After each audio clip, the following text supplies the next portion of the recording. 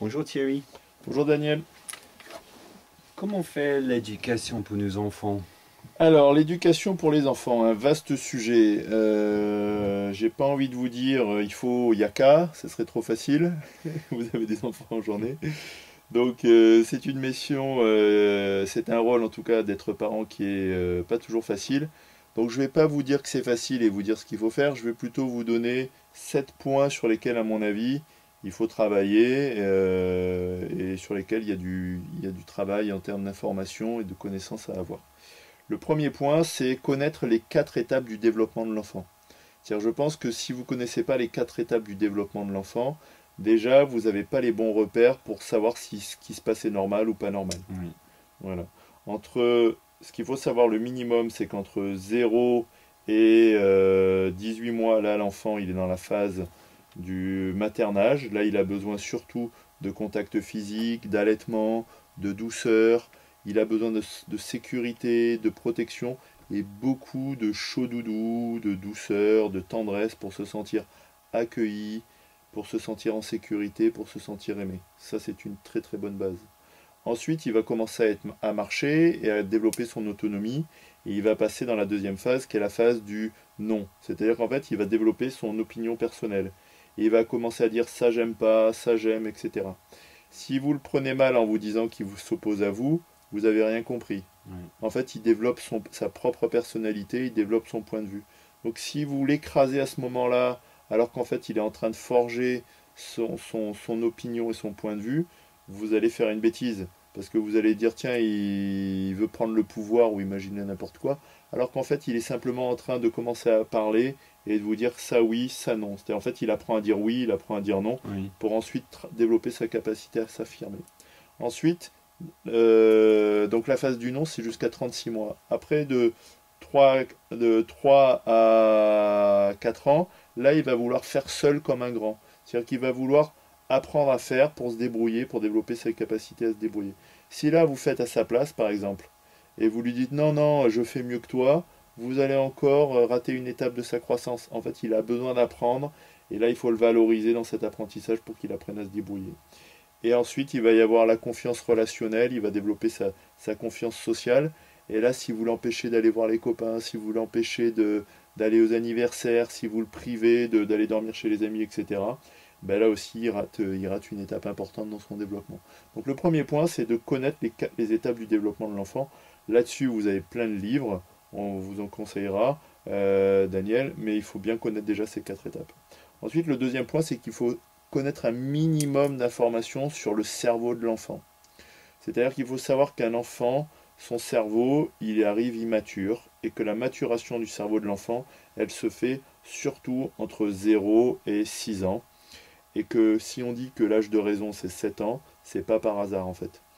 Vous avez en fait entre 0 et 6 ans une grande maturation du cerveau.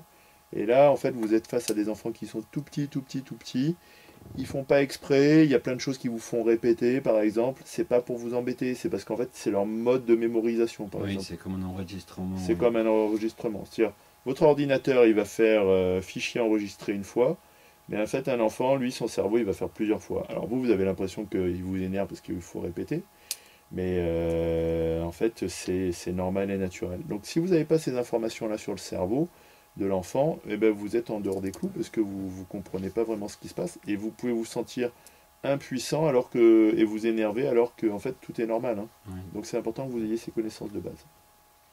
Ensuite, le troisième point, je pense que c'est cultiver le positif avec les enfants.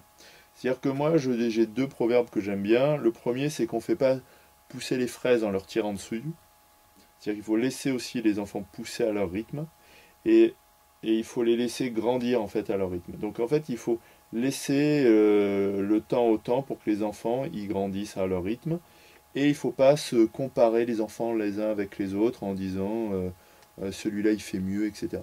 L'enfant en fait, il a besoin de grandir à son rythme et il faut cultiver ce qui est positif, c'est-à-dire vous le laissez grandir et vous valorisez ce qui est bien plutôt que de voir ce qui ne va pas. Par rapport à ça, il faut éviter le stress, toujours dans cultiver le positif. C'est-à-dire que quand l'aquarium est bon, le poisson va bien, hein. Donc si l'environnement est sain, s'il n'y a pas de violence, s'il n'y a pas de stress, l'enfant il se porte bien. En fait, l'enfant, il a envie de grandir, il a envie naturellement d'apprendre, et donc il est demandeur de croissance, entre guillemets. Donc vous inquiétez pas pour lui. Le quatrième point, et ça c'est important, c'est donner le statut de personne à l'enfant. C'est-à-dire, je ne sais pas si vous l'avez remarqué, Daniel, mais en fait, il y a plein de gens qui ne considèrent pas l'enfant comme une personne à part entière. Est-ce qu'entre adultes, par exemple, je vous donne un exemple, est-ce qu'entre adultes, les gens se touchent dans la rue? Est-ce que vous allez toucher des gens dans la rue que vous ne connaissez pas, Daniel? Pas du tout. Du tout. Par contre, est-ce que les gens se permettent de le faire avec les enfants? Je sais pas. Ah, ben en France, oui. C'est vrai? En France, oui, les gens se permettent de toucher. Moi, j'ai des jumeaux, par exemple. Oui. Mes fils sont des jumeaux. Et, ou plutôt, j'ai eu des jumeaux parce que je ne les considère plus vraiment comme des jumeaux, mais comme mes fils. Et en fait, les gens les touchaient dans la rue. C'est-à-dire qu'ils s'approchent, ils les touchent comme si c'était des...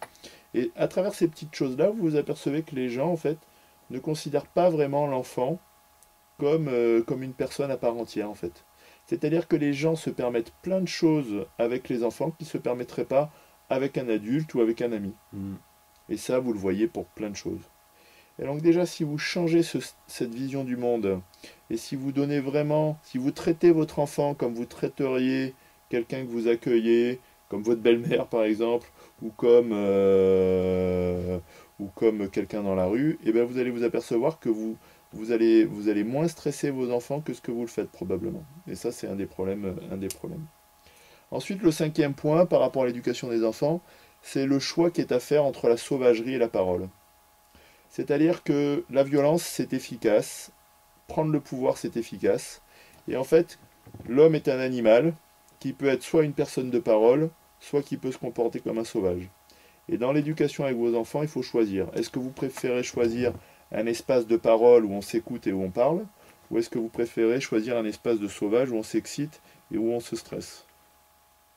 Dans un cas, c'est efficace parce que quand on est sauvage, l'enfant il se tait, Oui. mais ça crée du stress Oui. et des dégâts à long terme.